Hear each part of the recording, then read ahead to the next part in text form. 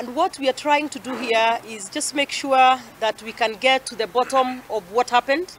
Our number one being the justice for Dr. Langat. So we must, we are working closely with the investigating officers or department and making sure that no stone is left unturned until we get to the bottom of really what happened that day.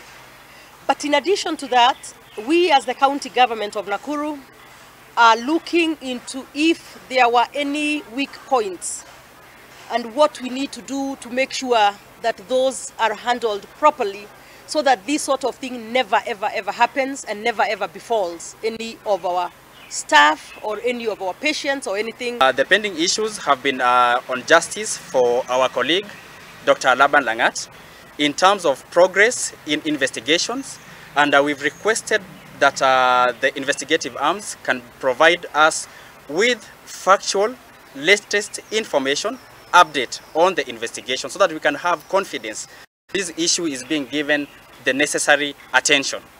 We've also raised the issue of the security firm currently serving in the hospital, and we've been assured that the security firm is being phased out in about 2 weeks, and we are seeking maximum attention as even the company transitions, that we can also get a more competent firm. Here today as a representative of the Kmpdu South Rift branch.